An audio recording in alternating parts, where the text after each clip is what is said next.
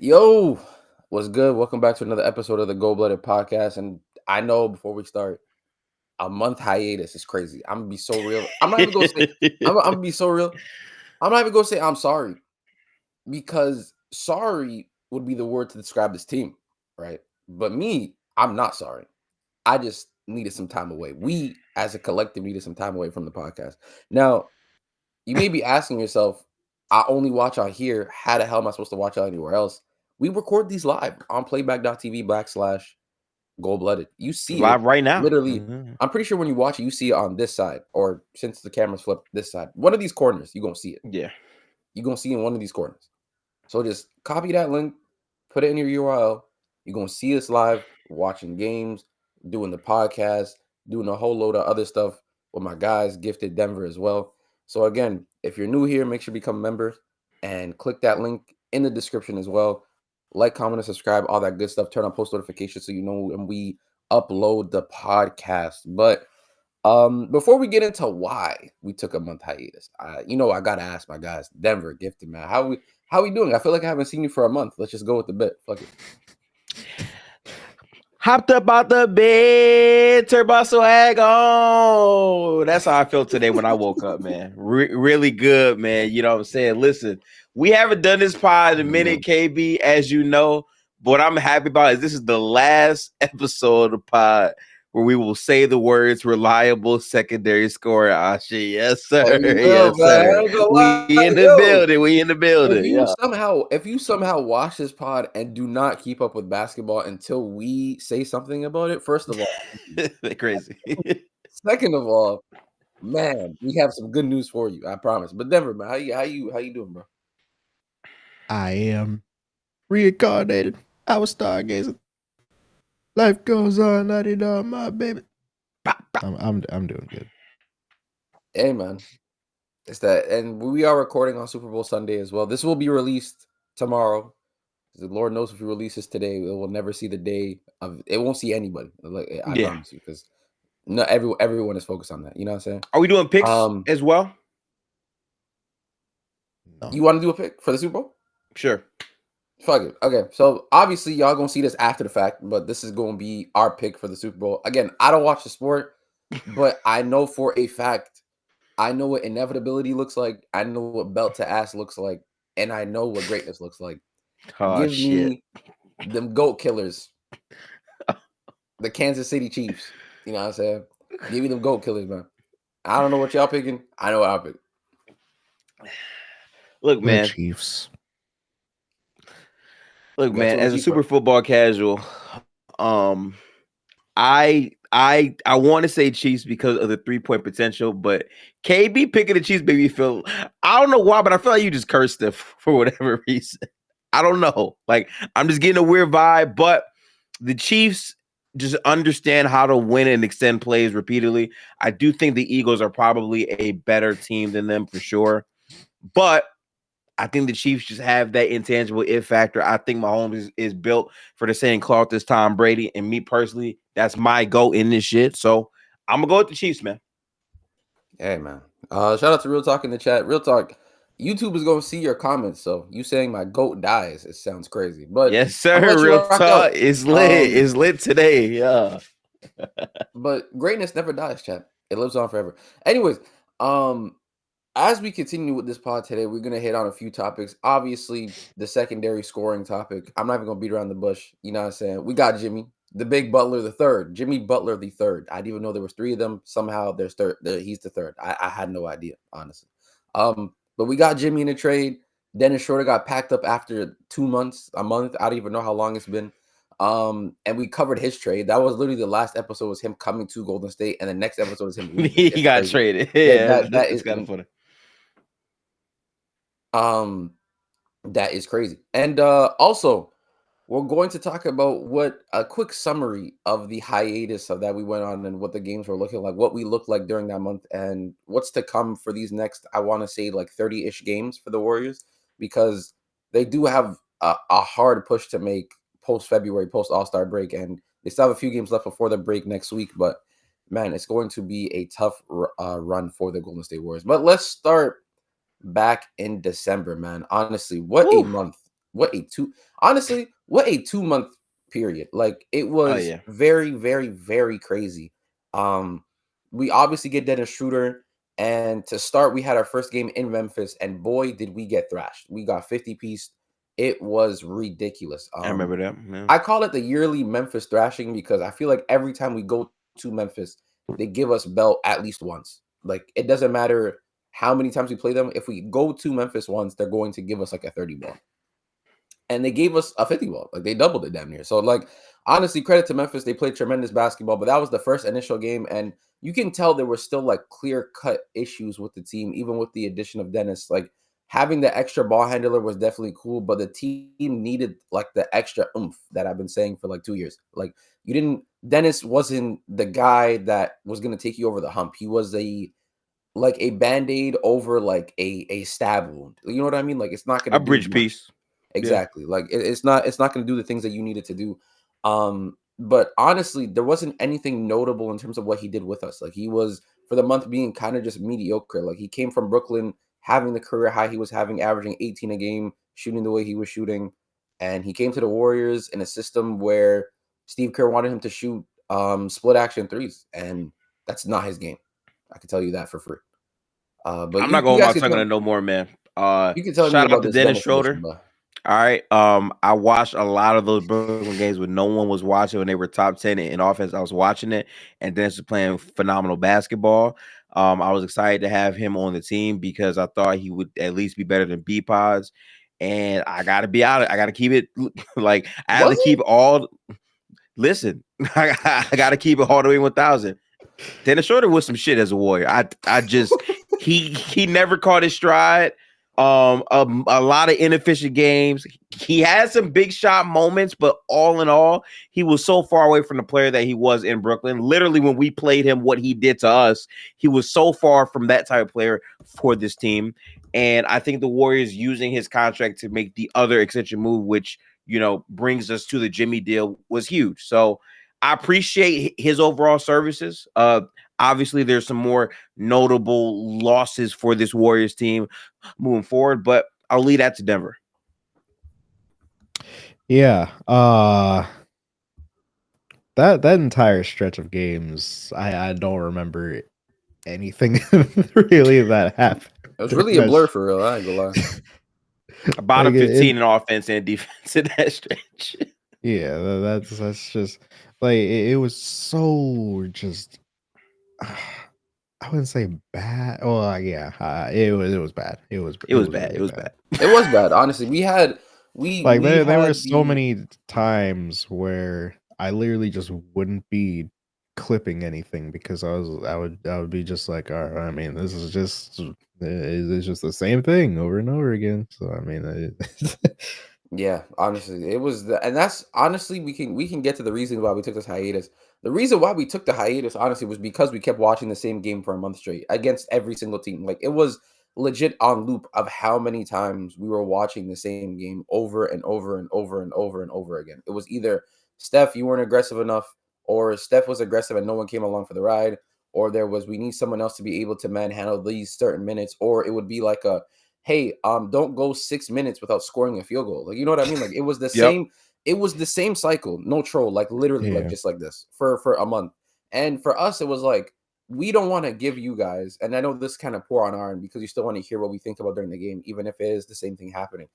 We don't want to keep telling you guys we need a secondary creator, we need this and that. We want to like come with something new, like come with something and some nuance, being able to bring a new discussion in or something like that, so that you can stay intrigued as an audience, and then also we as the creators are able to stay intrigued, being able to watch this team. But when for a month straight you're watching the same occurring loss happen over and over again, where you go 4 minutes or 5 minutes without scoring, then obviously Steph is not being involved as much as the primary scorer, and then there's a problem defensively, and then Jonathan Kuminga goes down with an injury, or Draymond Green goes down as well for a little bit of time, and then Wiggins is picking it up, but no one else is coming along with the ride. It's the same issues, reoccurring themes over and over and over. Like the 4-guard And we lineup just to hit. Draymond at the 5. And for me personally, I'm gonna be honest, we hit a roadblock. Like or I Buddy was like, Hield, primary yeah. ball handler. Oh, yeah. You know what's Yeah, crazy? Even with the addition of Jimmy, that shit still happens. It's It should still crazy. happen. Like Yeah, I it don't do. know what. That's another thing we gotta talk about.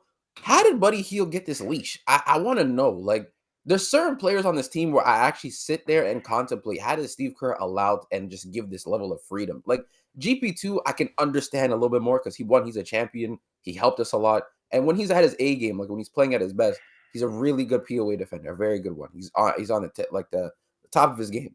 But his floor, my God, His floor is mad low. Yeah. his floor is in hell. It's really bad. Man. We'll talk about the positives of that game, man. Come on now, man. But yeah, honestly, I think for us, just to summarize again, like that month hiatus was literally just a stalemate of the same games happening. Like we could literally go game for game and tell y'all what happened within that month time of not recording or uploading a podcast.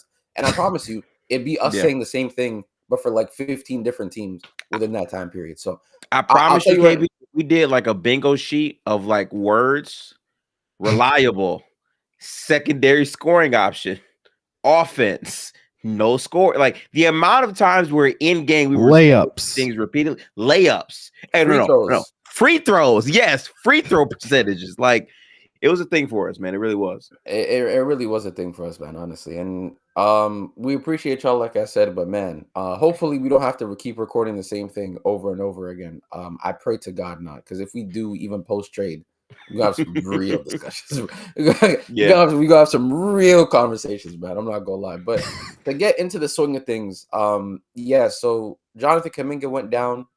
He had an ankle injury, unfortunately. Playing some of his, honestly, not even some, offensively, his best basketball of his career up until he got that injury. And he's been out for quite some time. He's been out for almost a month now. Like since we've actually like stopped uploading, he's been out for like around that same period. And honestly, he's been making good progress. He was able to do a lot of on-court workouts and things of that nature. He stopped wearing the boot as well. So it's been looking good for Kuminga. It looks like his target is post All-Star break. I think the Warriors are trying to take their time with him as well because they want him to be at full strength. They want everyone to be ready and healthy and ready to go post All-Star break for this stretch. Because like I said, the Warriors, I think, are currently, I believe, the 11th seed in the Western Conference. I don't think they're even in play-in contention right now. So they got a lot of work to do in terms of what they have to do in the standings and being able to make it into the playoff or play-in picture.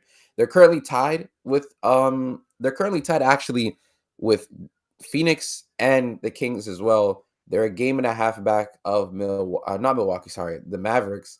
And then they're also 3 games back of the Clippers, 3.5 games back out of 6 as well. So I'm not going to say it's nearly impossible, but if you really want to get into that threshold of the top 6, it's going to be a very tough stretch. You got to win out. Damn. Yeah, exactly. And having Kuminga there is a priority number 1. But we'll talk about Kuminga. I really want to talk about the game that just happened last night. Guys, hang on. We didn't address the other aspect of the trade though. Andrew Wiggins. Yeah, we didn't say nothing about Wiggins. Yeah, I ain't gonna lie. I'm gonna be honest. That's so fucked up for me. I'm sorry. We talking about Dennis Schroeder and Kyle Anderson before Andrew Wiggins. That's crazy. You know what it is? I'm gonna be honest. I'll be so real. It's the performance I see from Jimmy last night that just made me so. I fell in love. You know what I'm saying? Like I haven't seen. I feel you, bro. I feel you. I do, bro. We haven't seen that level of play from a co-star besides Steph. Literally since the KD years left. Yeah, I agree. And people want to talk about, you had Jordan Poole. Look, listen. I love JP more than anyone. I ain't gonna lie. You can't test me about that. He was not doing this. I promise you. No. You're right. Let's talk about Wiggins for a second. Obviously a champion and an all-star with us. He was incredible coming into the 2019-20 season when Steph went down. Clay was obviously injured. Draymond was leading the way and having Christmas games against the Houston Rockets and doing what he was doing and going crazy before the lockdown.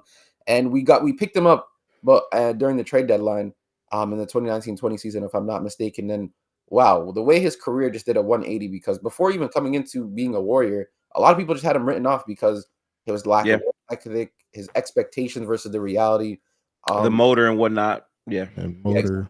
For me, I just wanted to wasn't known as a defender at all. at all. To be honest, I've watched those like some of those Minnesota games back, especially when we first picked him up. I was watching He the film. wasn't. He was not. He was not the defender like at all. And it was crazy because he had all the makeups for it in terms of the intangibles, his Yeah. athletic capability. And Mhm. man, the 180 he did for us in terms of being able to become the shooter that he became, which he wasn't in Minnesota, being Complete able to flip. become the defender he became, which he wasn't in Minnesota. It was tremendous. And you can see the growth from year 1 to 2 until we won a championship. And even into the year after winning out, for me, I think the year after we won from when the season started until around January, I genuinely felt like that was the best basketball Andrew Wiggins has ever played. For me, even when we won the title, Mhm. because he came after that season and even took a step above what he was trying to do, and we really saw what he could have became with us until obviously family matters and stuff like that. We're not even going to talk about that because we don't need to. But for me, he's a legend. He came to the Warriors literally post like dynasty kind of thing, and he helped extend the years for us and even for Steph and the rest of the team to be able to get that ring in 2022. He did what he did defensively in that playoff run, guarding guys like Ja, Luka, guarding guys Tatum, Ja, like yeah. Luka and Tough. Tatum, like, and being able to take on those defensive assignments and not only win those matchups but dominate them even on the other side of the floor. That game 5, that 25-point game he had in the NBA Finals, like there's so many moments I could go to for Wiggins and for me, where it's just like a lot of memories. And the best part about it for me was he just came into work every day. Like he legit just wanted to be like on his bullshit, He was just the Iron working. Man for the most part outside of the, off the court stuff. But even that, like, Exactly. Yeah. Even then, he still came back. That's what I'm saying. So I Like mean, the guy was out of not playing basketball from January until we got to the playoffs, and then was asked to play and one of came the back in best the playoff Yep. series. And Yeah. then and still literally asked, yo, ridiculous, bro. Like asked to guard one Yeah. of the best offenses in the league and one of the highest pace team in the NBA without touching a basketball and even be like physically ready, To and did come a back and guard tremendous job Fox and then. Bone. And then the next round saying, yo, you know what? Guard LeBron James next round as well. And did a decent job as well there. Like, honestly, I can't complain about Wiggins because we've given him like some crazy expectations, and he's managed to either Absolutely. meet them or exceed them. So, like, honestly, for me, Wiggins, you will forever be a Warrior in my opinion. You're one of the best to put on this jersey, and the memories that you gave me and the work that you put in for the organization will not be forgotten. Honestly. Um, yeah. But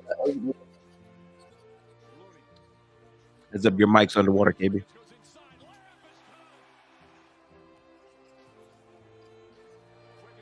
Yep. What? hi. Good. What was it about what? Oh, you're still underwater. Yeah, a little. Am I still underwater? You're No. good. You're good now. I said those are my words about Wiggins. That's what I want to say. Yeah. For me, my biggest thing is he goes from the player, and I watched him in Minnesota. I was not a fan. I did not like Andrew Wiggins. I remember when the trade happened, I'm like, okay, I don't like Andrew Wiggins, but I hate D'Lo more. Get D'Lo the fuck off my team, please. So when we got Wiggins, I'm like, all right, I don't like D'Lo. I don't like Wiggins either, but at least he got the capability to maybe be something because of his physical intangibles. Maybe I just thought D'Lo was a loser, and I don't want him at all on the team. So when he came over, I'm like, all right, you know what? Let's give him a chance, and he played way better than I thought he would. The thing that really sticks out for me is for you to go from the player you were drafted to be to not meet those initial expectations, people calling you a bust. Then you come over to the Warriors and you literally become the secondary scoring option on a championship team. If I told you the day that we traded for Wiggins, he's going to be the secondary scoring option in our team to win the title, you would laugh at me. And that's exactly what he became. Like, he is a big part of why we can say Steph was able to win a championship post KD era. If Wiggins is not there, there's no chance in hell that we win. And beyond his dunks, beyond his big scoring games, the rebounding during that finals run was so critical to us sustaining our offensive moments, right? Like, he just gave us so many fundamental, like, things that don't really show up in the whole box score, but he was really impacting winning at a high level. So I want to give Wiggins a ton of credit there. Big shout out to him. But he had to go. Sorry. Shout out my dog. But he like, had to go. It was crazy. I don't want to get confused with other Warriors fans who are like, we look like literally. If you guys remember, not even a month ago, I was fighting our chat saying, guys, Jimmy Butler's better on defense than Andrew Wiggins. He's just a better player. I was fighting people like, well, Wiggins POA and da, da, da, da. I'm like, no. Did you see the way Jimmy Butler was roaming off of Getty? And obviously, we'll get into it. But in terms of impact, we had to trade Andrew Wiggins. It's tough. I didn't want to, but every trade to get a player that can really move a needle or really elevate your team, you got to be willing to come up off of something. And Andrew Wiggins for us was that something. So shout out to him. I think he'll be a great fit on the Miami Heat. They have a lot of things going on over there that can fit well with him. But I do not regret the trade for Jimmy Butler, as we'll get into as we break down the first game. But we needed something because, my God, as y'all said, the games before this were so up and down, so much mid to bad basketball. We were literally bottom 15 in offense and defense for that entire stretch. Just awful, shitty basketball, honestly. We were like worse than some of the tanking teams. Hey, here, hold on. What day did we upload the last? Oh, that's a great question. Let me pull up the YouTube real quick. Yeah, because I'm about to. That is a great question. Actually, hang on. I actually have no idea. I know it was in December when we got. It had to have been around like the 15th or 16th, something around there. Okay, I just went to the channel just now. So yes, our last upload. Oh, hang on, these are all short. December 17th. Yep. December 17th. December 17th. Okay. Sounds good. All right. 12, 17, 2024. What is he doing? I'm doing the math. I'm looking up what we were from December 17th until February 7th, you could say. Yeah, February 7th.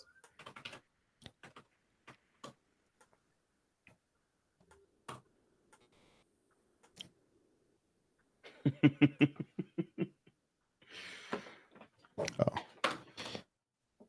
I'm done. 2025. There we go. All right, so from that point until yesterday or the day before we were 22nd in defense. In defense and 23rd in offense. Like I'm not bullshitting you. I'm not bullshitting you. Bottom 10 in both offense and defense for a month is insane. I'm not gonna go to net rating real quick. I'm curious about net rating. 25th in net rating. Yeah, we were not good. The people who had worse net ratings with us are the Pelicans, who are tanking, the Raptors, who are tanking, the Nets, who are tanking, the Orlando Magic, who had it, who were injured, guys, and the Washington Wizards, who are a minus 11, who are all time, who are basically the worst team in the league. Yeah, in the history of the NBA. But like essentially, to Denver's point, we were just playing bad basketball for an entire month.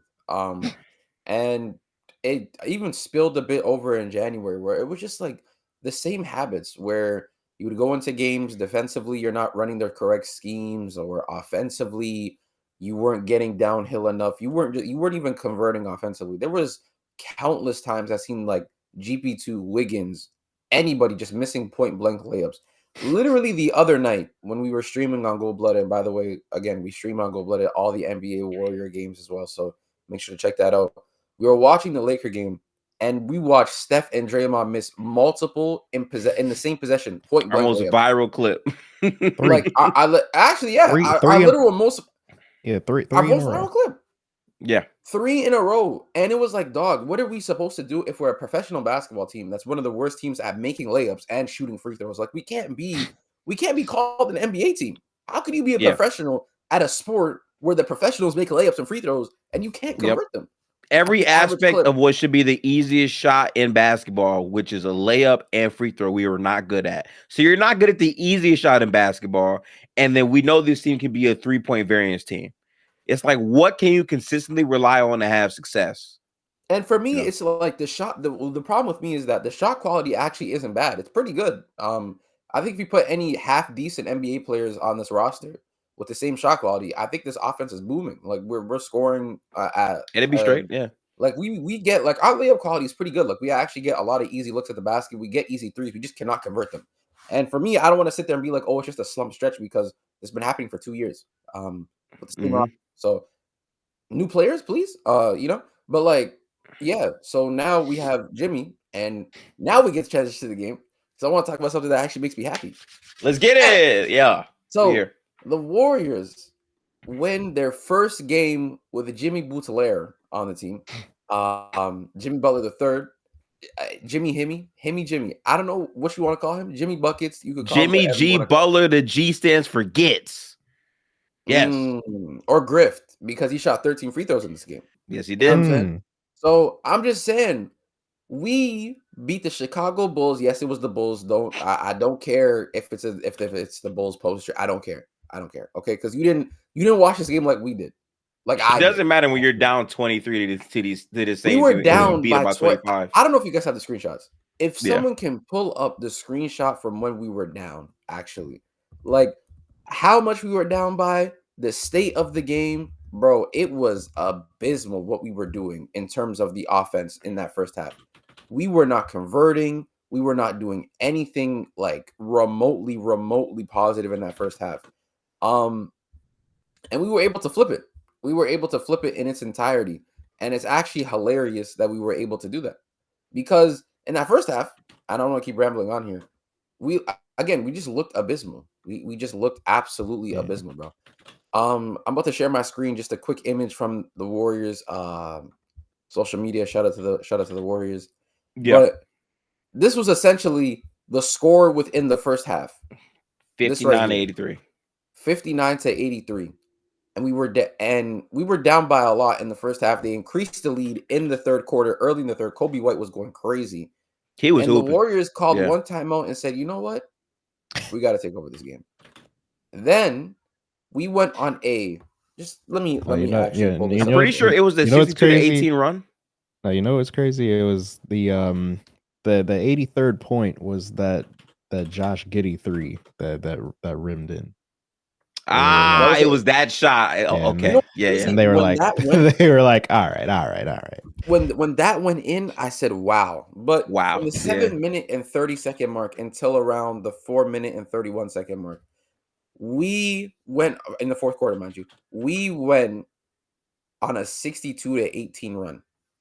Yes. Which was insane. Now you may add more numbers on the KB too. From 59-83 to this, the Bulls scored 28 points. From 8 minutes and 23 seconds left of game time to the end of the game, we held them to 28 points. That's crazy. That's insane. Like that's insane, bro. And you maybe ask yourself, what the fuck happened in that third quarter for us to be going absolutely bonkers like this? Well, for one, Steph Curry happened. And I'm so happy that it happened in this game in particular, because boy, did our guy need a break, because the last 10 games, it just has not been looking good for him. He was shooting sub 33% from three on insane amounts of volume. He had back-to-back games where he put up 30 shots, which I don't think he ever did in his career up until this year. And he just he couldn't make shots. And a lot of the shot quality was really, really good. He just could not hit them. Like, it just was not going in. And it wasn't a matter of for me, I'm not going to blame it on injury or anything like that, because these are looks that you could just knock down. Like, if I gave those same shots to Steph again to make or miss, he would make those shots. And he just couldn't make them. And it was unfortunate. He came out here and had 24 in a quarter, bro. Like, we had him missing wide open threes, bro. It was really, really bad. So shout out to Steph for the 24-point quarter, which he literally hasn't done in 4 years. No troll. Which is actually insane, bro. So yeah, 21. Definitely. But Gifted, I want you, right? You specifically, because I know you're a guy who loves grit, who loves talking about the in between. Love that.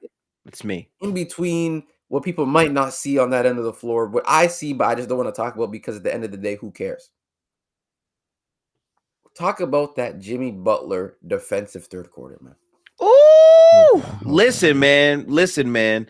Jimmy Butler, and this is a big part of why I wanted him. Like, I understand people saying Andrew Wiggins is a better POA defender. Sure, fine. right? With Jimmy specifically, though, he is a defensive playmaker. I've seen it for multiple years. The way that he was helping out Quentin Post with Vucevic and helping lock down the paint, right? And how he was putting his hands in the pass, like he was really helping us be a more disruptive defensive team. And my thing is, when you put a high IQ defender with Draymond Green, who's also tall and lengthy himself, you can really put forth a very disruptive defense. And Jimmy Butler absolutely showed that all the way down the stretch. And on top of it, it was a two-way effort, right? It's not just what he did defensively, but it's also going down and making layups. I'm not like, sure, he did grift 100%. We needed that. But the fact that he's making and one with tough finishes, like under the basket reverse layups, Jimmy Butler was on that, right? So all the way through and through, having that impact in the third quarter was crazy, because you have Steph, who plays the entire third quarter, 24 points, but then you have Jimmy playing his own style. It works in and out, right? So I think we saw a lot of value there in that third quarter, and they simply extended that same energy in the run in the fourth quarter.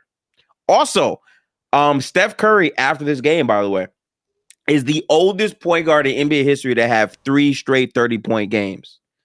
So he continues the legacy, you know what I'm saying, going forward. So great times, man. Great times. A lot of great moments. Great. And you're already seeing Draymond really warm up to barking at Butler. He likes that shit. So it's going to be a great combination as we progress. Yeah, I feel like that was the one thing that I was like really interested about. My bad. I'm putting together the Jimmy like tape right now. Okay, where? But that was like one of the things that I was like really interested about when we first made this move is the dynamic between Jimmy Butler and Draymond Green, because they're both like similar players in terms of like mindset and, you know, the way that they operate, I suppose.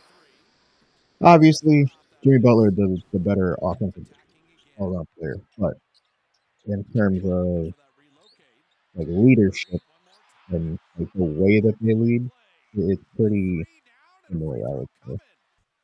So I think that that's like going to be something to keep in mind too. Yes, 100%.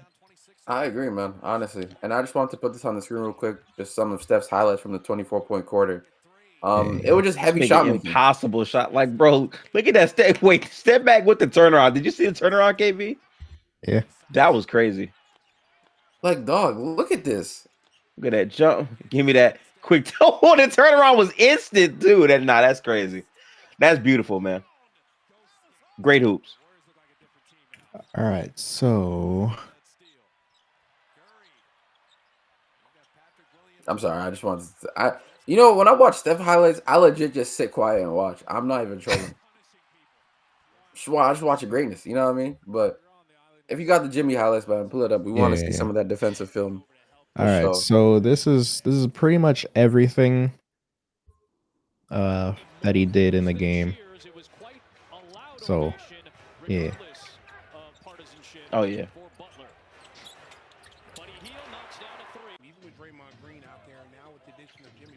Oh, this play right here, yes. The quick off-ball flare, because he knows how to move off the ball to the rim well.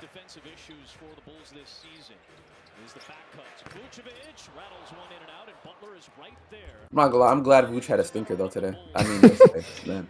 We needed that. Yeah. We needed that most definitely. So in this game, they had a Butler shading off of Josh Giddey a lot too. By the way, for anybody that wasn't in the stream, when we were so happy. We were so happy about that one play. We got someone who can get fouls. He got a foul so early in the game. Yeah. Rim pressure. And when Jimmy Butler is going well, major credit to how Post has played since that game against the Bulls. And he thought about it, missed it. Heald's got it. Damn, they're counting that as a contested shot. Okay. They're counting that as a contested shot. All right, my bad.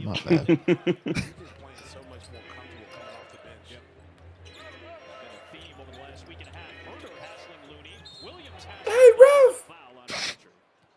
That's it. He's not Ant.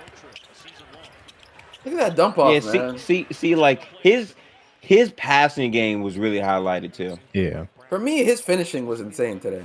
It was. It really was. What's good, Jay? Yeah, he didn't even really take that many shots. He didn't. It was all just like layups.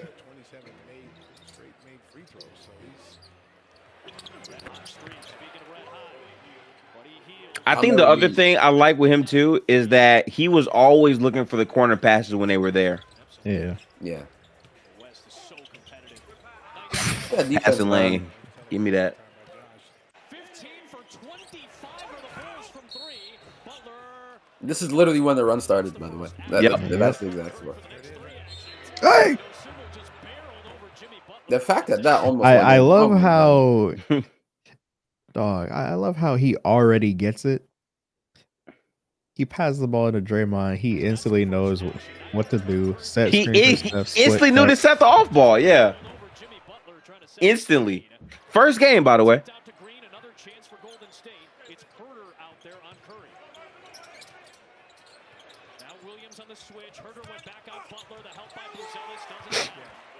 Instantly set the screen again. You saw that, right? Having Jimmy Butler as a roller is going to be crazy. No, listen. When Steph was fighting for that board. Nah, Steph was in there. Yeah. Oh. You got to show it twice, you know what I'm saying? I think it's Bobby Portis from. I think it's because it was a rebound and the basket. Oh, good defense. Good defense.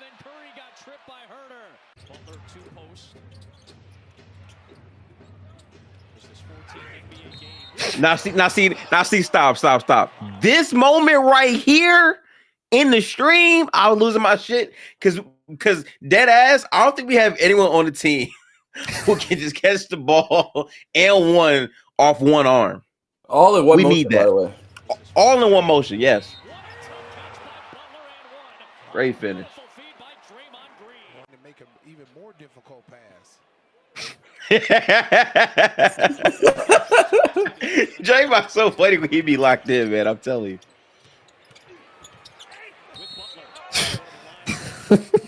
Went up, got the board. He ready to go back up again if he needed to. Pass.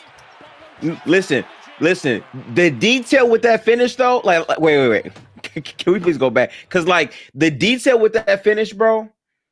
I ain't gonna lie. He hop stepped to get rid of Giddey. Yes. Even if he didn't, Giddey ain't getting that. I'll be so. No. Yeah.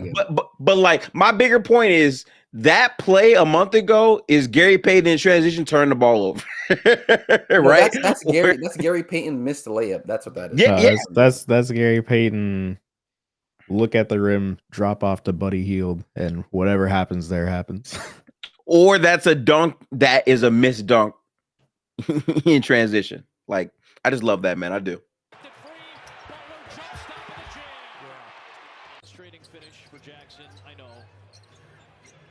And this is another thing, the size advantage he has, but he sees the corner.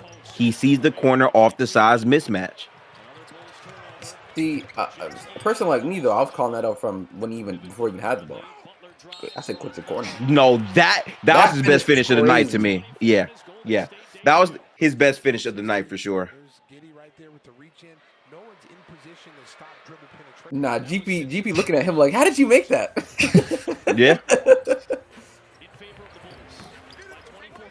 That's a good contest, man. Again, that for me, honestly, the most impressive part, again, was just the finishing. The being able to finish through contact, because he's going to get the space that he wants to be able to operate. I remember yesterday I was talking about he doesn't have the space to operate on the floor. He's going to have the space. It's just, it looks mucky because it's his first game.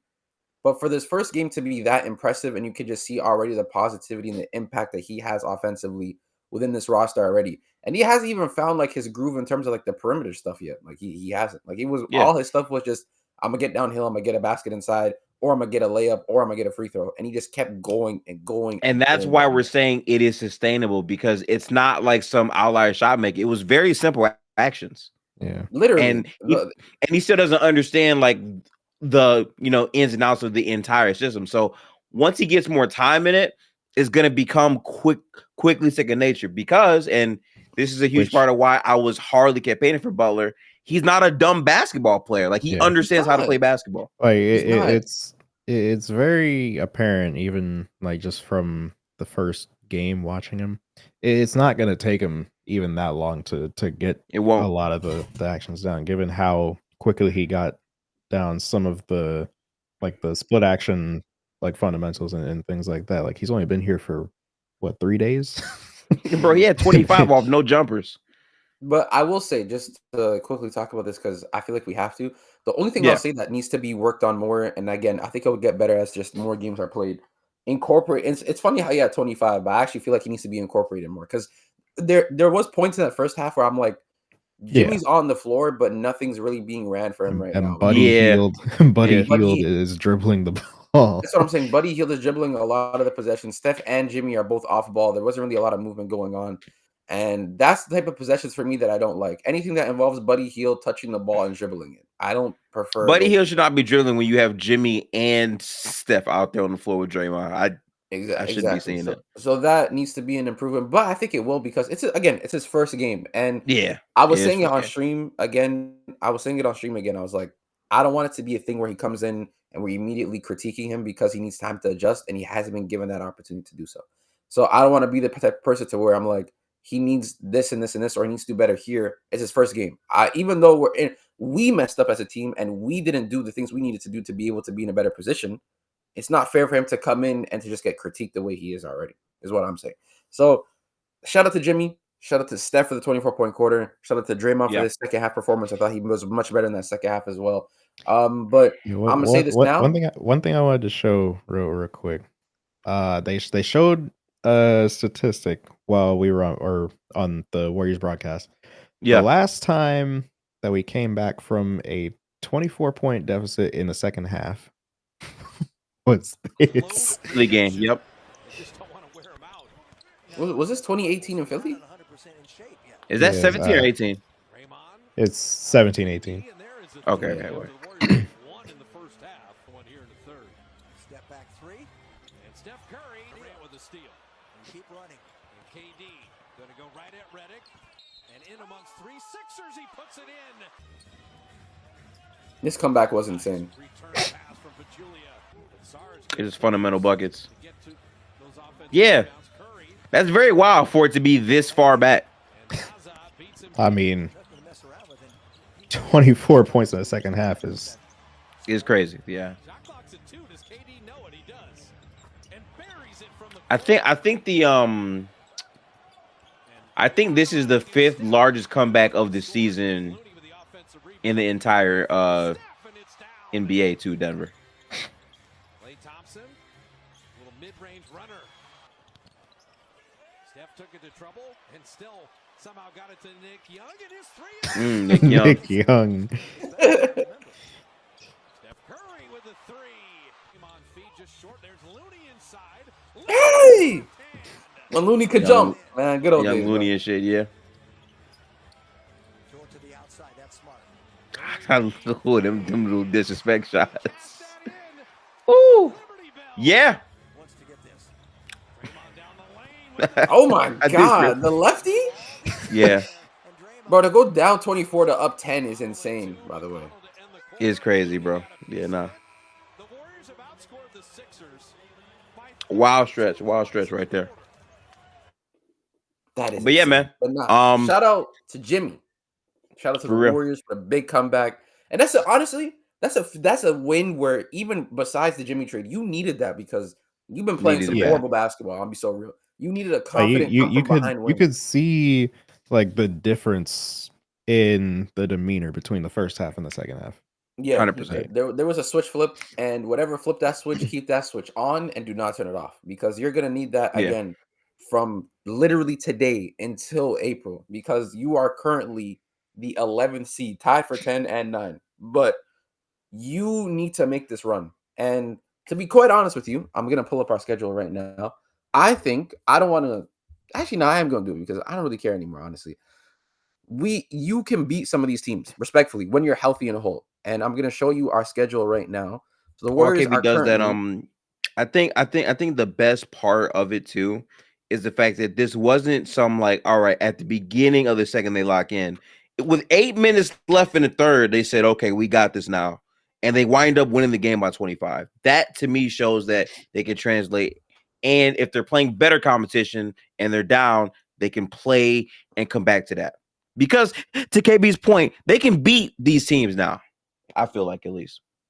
I think they can too, especially with them having to be aggressive in the buyout market as well, picking up some extra pieces. But yeah, so for us, this is a Milwaukee game without Giannis Antetokounmpo. So me personally, you should win this game. No Giannis, no excuse.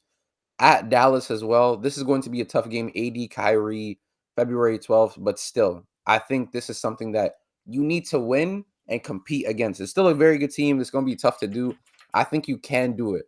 I think you can. I'm not going to mark this as an easy win, though.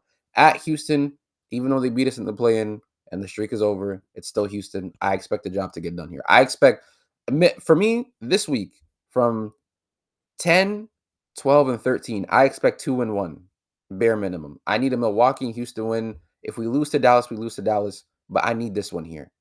I need these 2 wins for sure. And then we come back after the break to Sacramento on Friday, February the 21st. So, but to be honest with you, the rest of our schedule is pretty easy. You have that, then you have Dallas again. Then you play Charlotte. Orlando might be tough, but you should be able to win.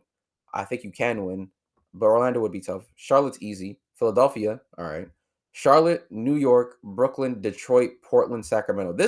This stretch here from March 3rd until the 13th, the only loss I see here is New York. There's no reason why you should lose to anybody else, respectfully. Then these guys don't even have Fox no more. There's no reason why you should lose to these brothers no more, bro. I'm be honest, and it may sound like ignorant of me, but I expect better from this team now that you have Jimmy Butler, and I'm assuming you get the buyout pieces that you have. And at this point, you're starting to figure out what you need to do as well, because you need to make the stretch. An urgency run needs to be made. You have this, then you have New York again, Denver, Milwaukee again, then Toronto, Atlanta, Miami, New Orleans, San Antonio. Like, bro, come on, gang. Look at this. Our strength of schedule is not that difficult. I promise you. We still have a lot of easy games left. You still have Phoenix to play, which might be tough. Houston, Denver, at Los Angeles, and Memphis. This was going to be a tough stretch. I don't want to count on San Antonio, but they should beat them. And then Portland and then LA to end off the season. So, like, for me, I see easy wins there. So according to Tankathon, we have the 19th. We're 19th in strength of schedule to finish the season. So yeah, we gotta lock in. We gotta get the job done here. These are our next 10 games right here. Milwaukee, Dallas, Houston, Kings, Dallas again, Charlotte, Orlando, Sixers, Charlotte, New York. Exactly. So OKC and Cleveland are 17 and 18. God, oh my goodness, they're gonna win 67 games each. I'm not gonna lie though, this stretch is mad winnable for the Warriors. I got to be honest with you. What, Toronto, Atlanta, Miami, New Orleans stretch? That one? Because the Bucks aren't gonna have Dame or Giannis. AD just went down with injury, but they said it's not too serious, so he might be back for that game. We'll see. Houston's been sliding pretty bad. Yeah, they have, and so was Sacramento. Sacramento's also been sliding too, and they play next week. They play us on Friday. So, yeah, honestly, I see wins, bro. I definitely see wins. Well, not next week. That's after the All-Star. Yeah, the 21st, right? Is that on? Well, in 2 weeks. Sorry, in 2 weeks time. Yeah. But my bad. I was like, I tweaked off for a second. But I see 3 wins, bro. Honestly, like, I know Dallas is gonna be a tough game for sure. I'm not gonna say it's an immediate win, but for me, I genuinely believe we can beat them, bro. I think we can. I did ask C4, and like I know that that's a lot for this team, but I really feel like if they're able to lock in with their personnel, they can get that done. My thing is the Kuminga timeline impacts a lot of this too, because when he comes back on this team, that's going to be a very big difference, because now we have 2 rim pressure guys starting and also off the bench to really impact our lineups better, which I think he'll be back sometime post All-Star break. You know, I'm just not sure when. His timeline is post All-Star break. I seen Slater was talking about it. They Yeah. were actually thinking of trying to see if he can ramp up and get back before the break. But honestly, you only have Okay. 2 more games left, Monday and Wednesday, and I just then don't want him to play. you have 3 games left. If he doesn't really need to play for any of them. Milwaukee's No. without Giannis, so you don't really need him. And Houston as well, and Dallas. So you have a back-to-back on those days as well. I'm assuming Steph is going to play through all of those, honestly. And the worst part about this is that the star that you wanted to get the co-star to be able to take the ease off of Steph probably is not going to be able to do so because he needs to. There's urgency to be made. Like there's an urgency with this team, and it's unfortunate he's not going to be able to have some back-to-backs, but it is what it is. You could have got Jimmy last summer, but or Zach LaVine for practically nothing. But we don't need to dwell on that anymore because we got what we need to got, right? We got it. We got it. Yeah. Yeah, exactly. So I'm gonna need what I need from you guys, and I'm gonna give it to Denver first. What is your prediction for these next 3 games, man, before we hit the All-Star break? And also, we will be to people in chat as well. I at least will be here for the All-Star weekend. I don't know about you guys, but I want to stream it. And I'm saying it from now, we will be streaming. So we'll be here All-Star Saturday, Sunday, and I believe also Friday for the Rising Stars. So make sure to tap in, man. Yeah, man, you better be. We got Pat Spencer and the Rising Stars. We're not here for him. I'm not watching that shit. Wow.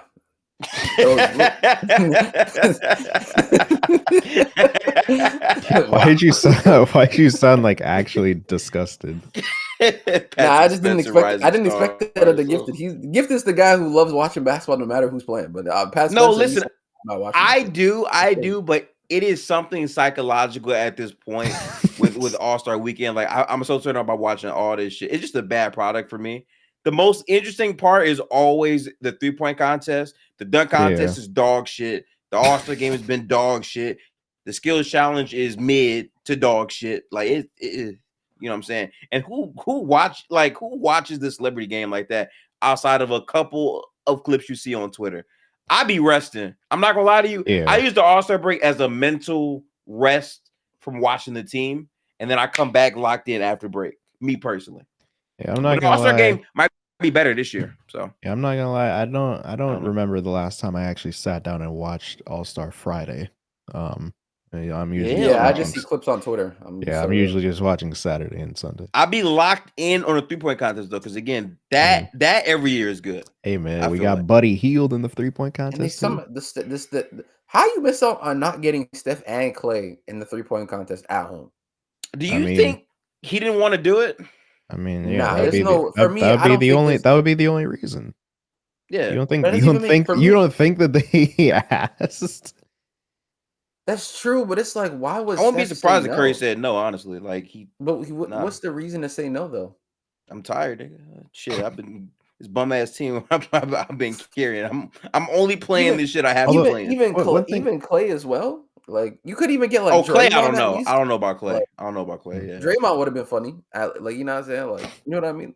Like one thing I will say. I am surprised that they don't have Malik Beasley in the 3-point contest. That does surprise me. That's kind of crazy to me. Fake ass shooting. Anyways, let's get into these games, man. Denver, what is our predicted record until we reach the All-Star weekend, man? We got Milwaukee at Milwaukee. It's a 3-game road trip with Dallas in Dallas. We're gonna be in Texas for a few days before we head back to the Bay for the break, man.